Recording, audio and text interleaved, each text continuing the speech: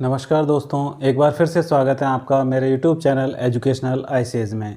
इसमें हम पढ़ रहे हैं संडे समरी फॉर रीड, जिसमें आज हम देखेंगे सामाजिक व धार्मिक पुनर्जागरण।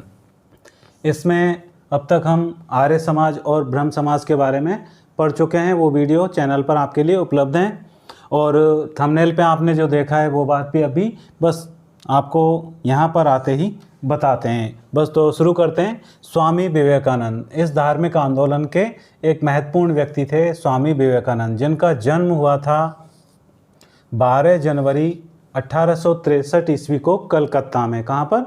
कलकत्ता में इनका जन्म हुआ था। इनके पिता विश्वनाथ दत्त बहुत ही मशहूर वकील थे, उस समय के बहुत ही अच्छे वकील थे, कलकत्ता के जाने मानी हस्तियों में से थे। इनके माता थी भुवनेश्वरी देवी और इनके बचपन का नाम था नरेंद्रनाथ। जैसा कि इनके पिता का सरनेम था विश्वनाथ, उसी तरह से इनका नाम भी था नरेंद्रनाथ।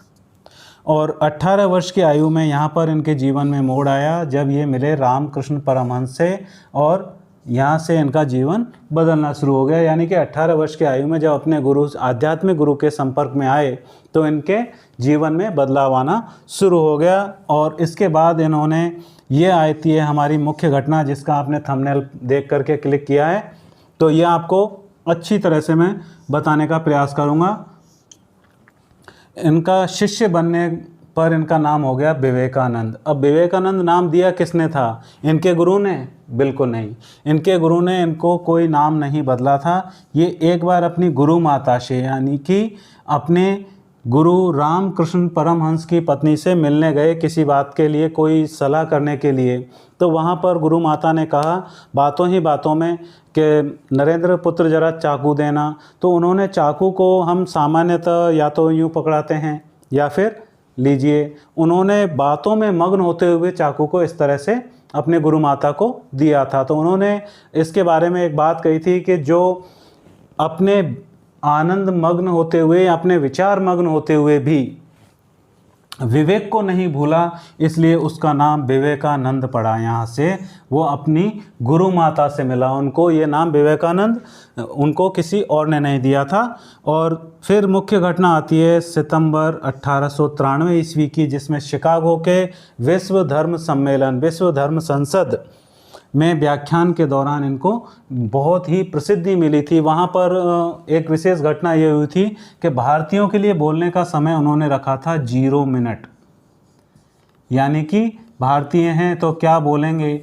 लेकिन जब विवेकानंद ने बोलना शुरू किया तो अपने व्याख्यान को कई अंशों को मिला करके उन्होंने लगभग 72 घंटे तक अपना व्याख्यान दिया था। काफ़ी महत्वपूर्ण व्याख्यान रहा था। बिल्कुल पब्लिक सुध बुध खो बैठी थी और उनको सुनती रही थी। काफ़ी समय तक वो चलता रहा था व्याख्यान।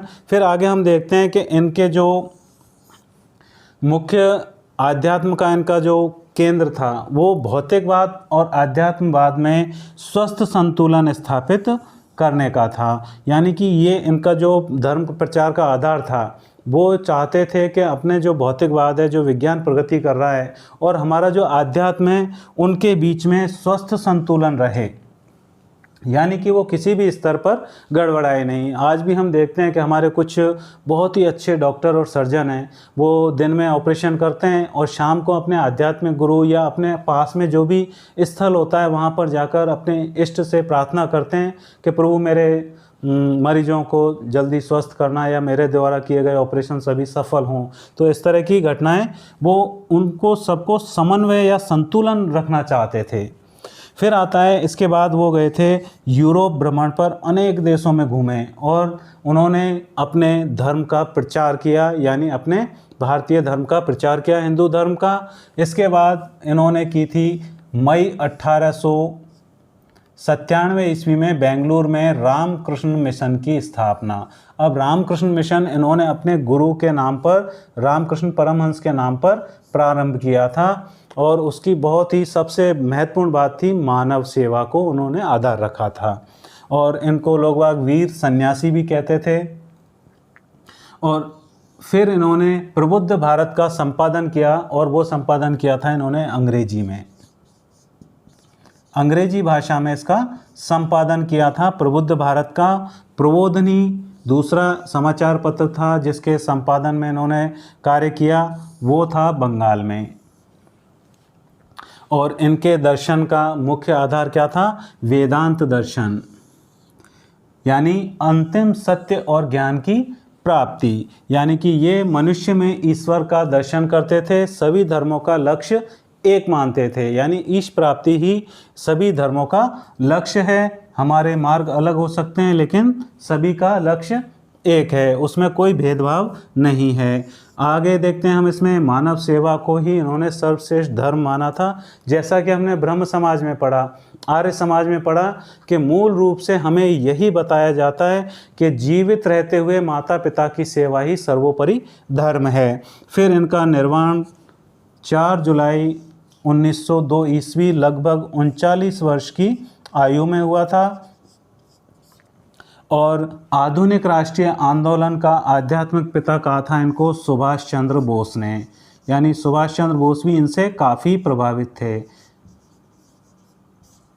सुभाष चंद्र बोस ने इनको आधुनिक राष्ट्रीय आंदोलन का आध्यात्मिक पिता कहा था, यानी कि ये बहुत ही अच्छे आध्यात्मिक क्षेत्र के ज्ञाता थे।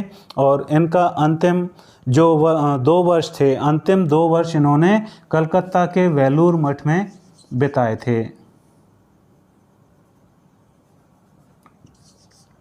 और यहीं पर इनका देहांत हुआ था, यहीं पर इन्होंने निर्वाण की प्राप्ति की थी। आज के वीडियो में इतना ही। बने रहिए मेरे साथ यूट्यूब चैनल एजुकेशनल आईसीएस में, और अच्छा लगे तो सब्सक्राइब ज़रूर करना।